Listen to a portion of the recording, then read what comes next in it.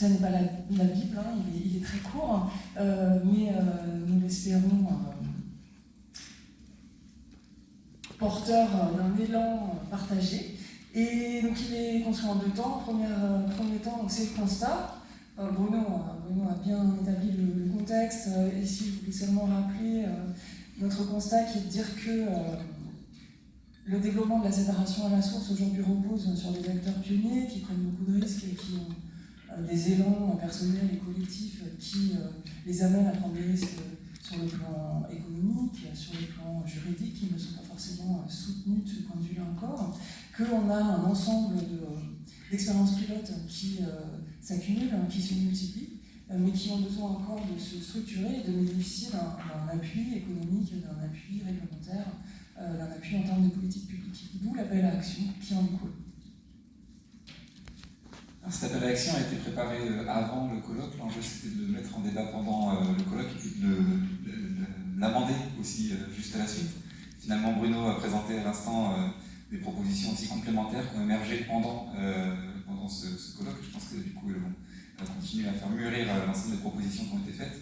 Et du coup, je vais partager en résumé les principaux enjeux qui ont pu être collectés en amont du colloque en termes d'appel à l'action, des enjeux principaux qui peuvent permettre de favoriser ces changements d'échelle. Alors, le premier point, je dirais, probablement des plus importants, c'est celui tout simplement de sa reconnaissance comme étant une thématique. On parle de mise à l'agenda.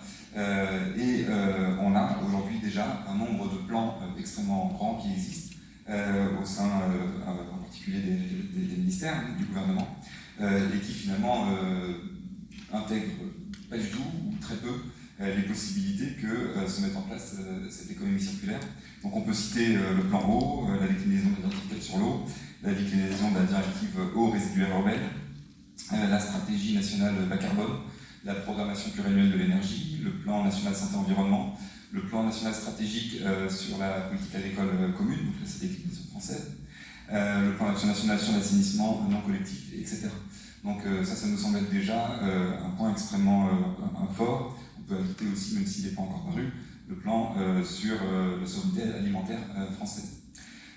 Ensuite, un deuxième élément, c'est qu'il nous a semblé, avec ce colloque, que finalement, il y a peut-être une quatrième communauté qui se crée autour des 3 communautés, je dirais, un peu fortes, qui sont celles d'Ocapi, de l'association Arceau Île-de-France et du réseau de l'assainissement écologique, avec les nouvelles rencontres qu'on puisse faire aussi entre de nouveaux acteurs.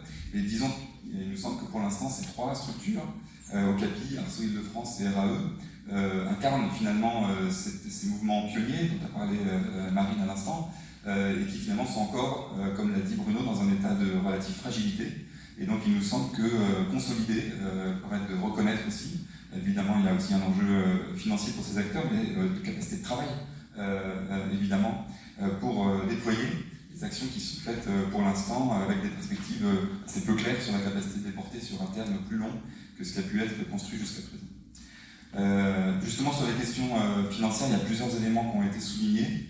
Le premier, c'est qu'il y a effectivement une primauté de l'Agence de l'eau Seine-Normandie en termes d'implication sur le sujet, pour diverses raisons, dont un contexte territorial bien spécifique, une appropriation de plus en plus large, mais qui n'est pas encore, loin s'en faut, aussi développée que sur Seine-Normandie, où l'inscription est dans le programme d'intervention, dans le ZAGE également, et donc une extension de ce type d'implication, développement d'études comme celle qui a été faite en Île-de-France, paraît très pertinent aussi pour les autres agences de l'eau.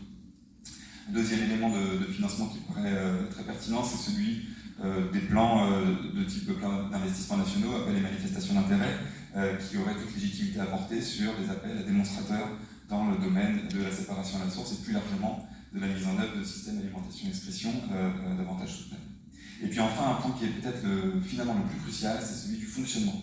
C'est-à-dire qu'il y a déjà en fait beaucoup de systèmes qui ont pu avoir des financements d'investissement pour être construits, mais la pérennité est liée aussi à la capacité que des budgets de fonctionnement soient déployés, et c'est un élément qui ressort aujourd'hui comme bloquant. C'est-à-dire que les pionniers, comme ça a été indiqué, finalement prennent sur eux-mêmes un certain nombre d'externalités négatives qu'ils vont corriger, entre autres d'un point de vue financier, et il n'y a pas encore de modèle de péréquation, de transfert, de prise en charge économique pour faire tourner ces filières malgré les avantages qu'elles présentent. Et il y a, comme dans beaucoup de sujets d'innovation, aussi radicaux, pas d'émergence spontanée qui adviennent sans qu'il y ait un soutien de la puissance publique sur le sujet. Donc là, il y a beaucoup de pistes qui peuvent être traitées, qui peuvent être envisagées. Bruno Tressin a mentionné l'élément de la responsabilité élargie du producteur qui a été avancé pendant le colloque, en particulier par l'IDEP. Il y a aussi des propositions de taxation de la mise sur le marché des engrais de synthèse qui sont mises en avant en ce moment. Des intégrations de façon plus générale dans les remises en cause des modèles de l'eau et de l'assainissement, qui reposent fondamentalement sur des consommations d'eau, alors même que les politiques visent à la sobriété de l'eau et induisent des tensions majeures sur le modèle économique de l'eau et de l'assainissement à très court terme. Et enfin d'autres modèles comme le paiement pour les services environnementaux, le label bas carbone, etc., qui peuvent soit être utilisés, soit servir comme source d'inspiration pour déployer des nouveaux outils économiques qui permettraient, comme typiquement dans le domaine de l'assainissement, le modèle des agences de l'eau a permis de soutenir ces développements de traitement des eaux usées. On a besoin aujourd'hui de systèmes spécifiques ad hoc pour les soutenir. Enfin, il y a un enjeu réglementaire qui est assez fort, même s'il a été souligné par Bernard de Beauvélo pendant le colloque, que certaines réglementations peuvent parfois favoriser la multiplication des projets mais assécher l'innovation.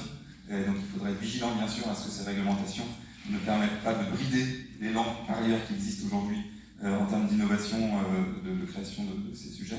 Et donc pour citer trois éléments réglementaires qui sont sortis relativement forts, celui déjà mentionné de la reconnaissance d'une mission de service public local sur la gestion des urines et matières fécales humaines autrement que par un réseau d'assainissement, celle de l'intégration dans les documents d'urbanisme, effectivement le SDRIF, le schéma directeur régional Île-de-France, SDRIF est un des premiers documents de planification qui l'intègre. Ce n'est pas encore décliné au SCOP et au PLU, c'est pas valable sur d'autres territoires pour l'instant. Et puis enfin, par rapport à l'utilisation des matières en agriculture, la rédaction d'un cahier des charges par le ministère en charge de l'agriculture semble être un outil adéquat aujourd'hui pour clarifier l'encadrement de l'utilisation de cette pratique par rapport aux multiples voies qui sont envisageables. Celle-ci apparaît pour les contributeurs de cet appel à l'action comme étant celle qui paraît le plus souhaitable pour accompagner cette émergence. Et puis enfin, la formation, la montée en compétences. Ces 2 jours et demi de colloque, en tout cas c'est un retour que nous avons beaucoup eu, ont été aussi une opportunité, on est extrêmement heureux de ça, de favoriser la montée en compétences, de partager l'information, de faire des liens.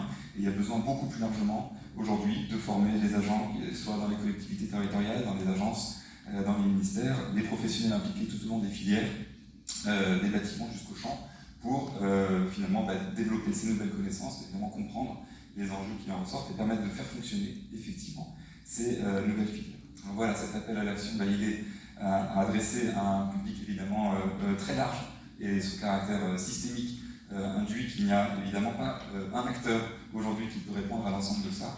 Et grâce à Charlotte Alper, nous avons la possibilité aujourd'hui de proposer une table ronde. On remercie très sincèrement l'ensemble de tous les intervenantes et intervenants qui ont bien voulu participer à cette table ronde et qui vont donc évidemment chacune et chacun dans leur domaine de compétences avec leurs attributions pouvoir nous donner un regard sur cet appel à l'action et plus généralement sur les perspectives de cette question du passage à l'échelle, du changement d'échelle dans le déploiement de la séparation à la source.